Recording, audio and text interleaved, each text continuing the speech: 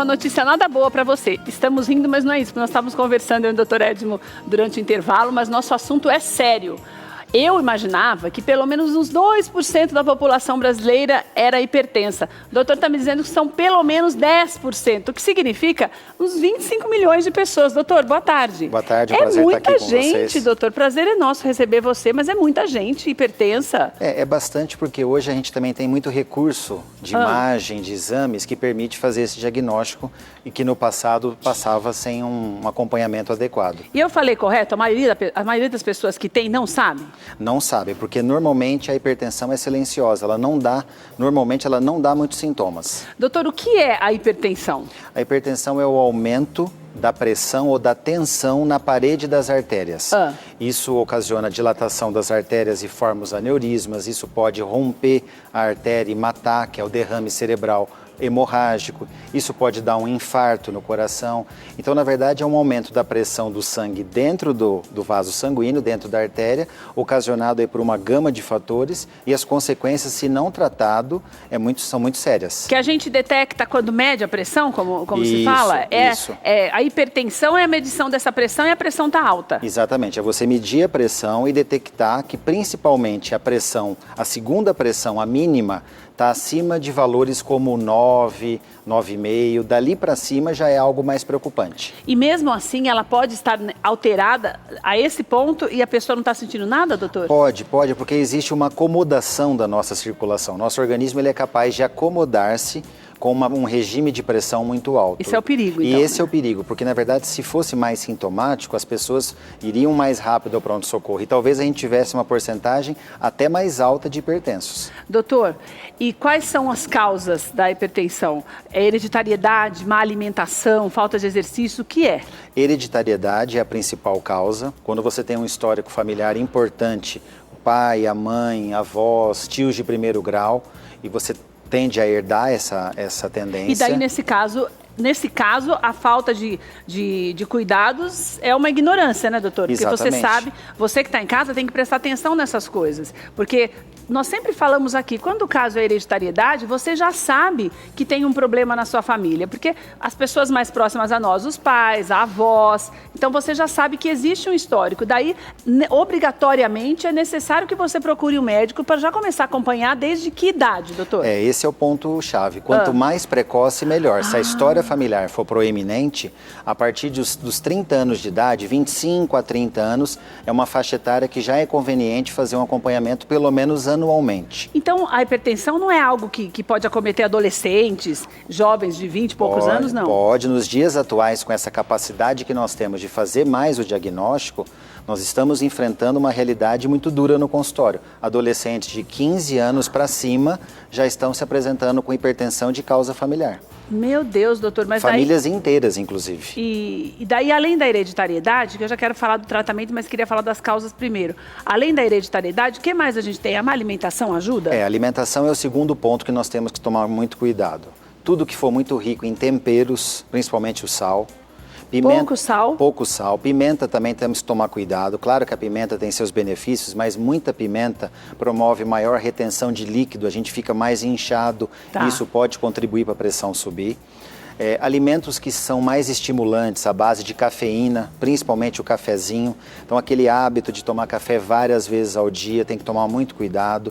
E tudo que tiver cafeína. Então, e ainda porque, só te interrompendo, porque quando se fala em café, né, doutora, a maioria das pessoas utiliza o açúcar. Exato. Quer dizer que você tem duas bombinhas aí que ajudam a dar uma estimulada, né?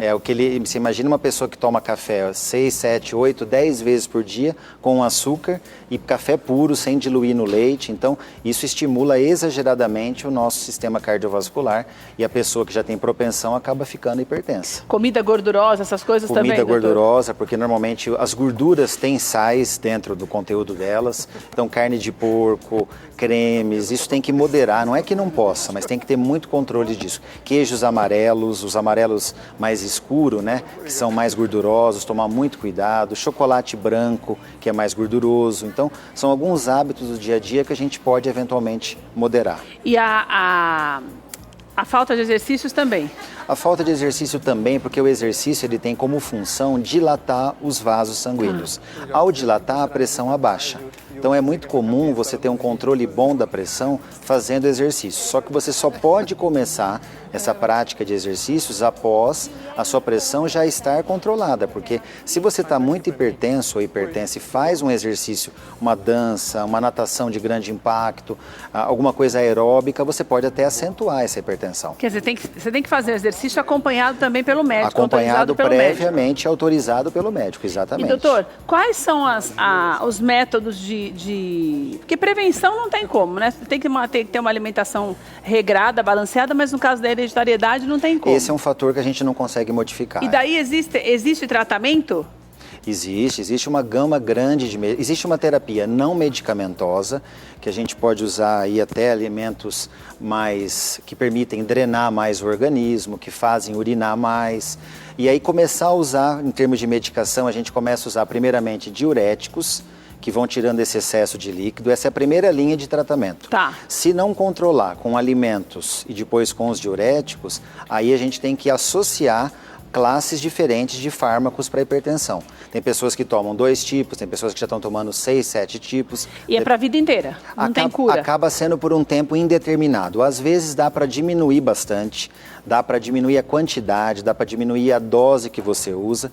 Dependendo da causa, por exemplo, obesidade é uma causa muito comum de hipertensão. A pessoa que é submetida a uma cirurgia bariátrica, não é incomum ela fazer a bariátrica, começar a perder peso e até tirar a medicação. Ou diminuir drasticamente. Então, existem situações que a gente consegue tirar mesmo. Doutor, todos os problemas, como você falou, derrame cerebral, AVC, aneurisma, tudo isso é ligado à pressão alta, então? Tudo isso é ligado à pressão alta. O aumento da pressão dentro das artérias pode promover tanto a formação de coágulos, e aí dá o derrame cerebral, o infarto do coração, ou se essas artérias rompem, no caso do cérebro, por exemplo, dá o AVC ou derrame hemorrágico, que normalmente é fatal.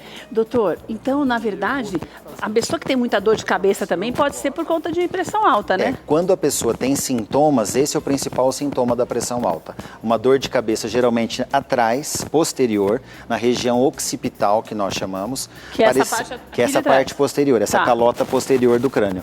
Que é uma sensação que parece algo, um peso sobre a sua cabeça. Então a pessoa fica sentindo uma tensão, uma carga aqui atrás. Esse sintoma pode ser o prenúncio de uma tendência hipertensiva. Ela deve procurar o cardiologista para já avaliar. Pode às vezes ser algo muscular, então a gente tem que diferenciar.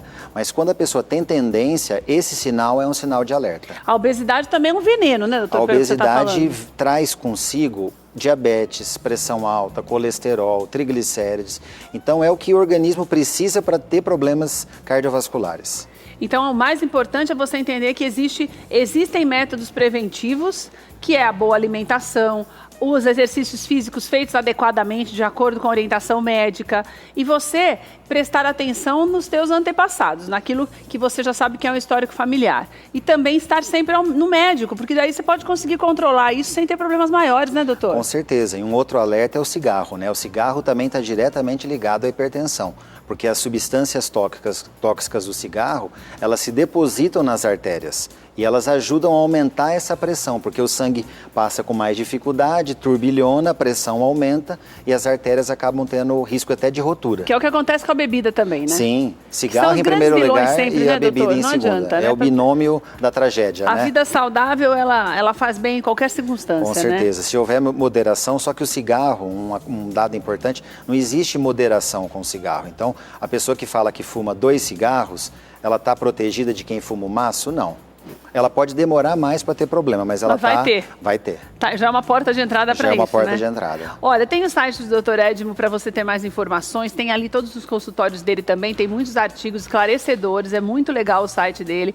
Você pode entrar em contato através do site também para marcar a sua consulta. É muito importante que você aprenda a se cuidar, porque sabe, tem coisas aqui que a gente descobre quando conversa com especialistas que são tão simples para você prevenir e para você não ter problemas e doenças graves, e muitas vezes pela nossa ignorância ou por acharmos que isso acontece na casa do vizinho, eu sempre falo isso, que nunca vai acontecer com você, você acaba tendo problemas sérios de saúde por conta da imprudência. Não faça isso com você, porque é importante que você se cuide. Se você não pensar em você, quem é que vai pensar? Então, a melhor coisa é você se prevenir para não ter problemas futuros e problemas mais graves. drgabrielcardio.com.br, vai por aí na tela, já está aí na tela para você, drgabrielcardio.com.br, para você ter mais informações e também marcar sua consulta. Doutor, sempre uma alegria ter você aqui. Uma alegria imensa da minha parte também. Querido. Muito obrigado.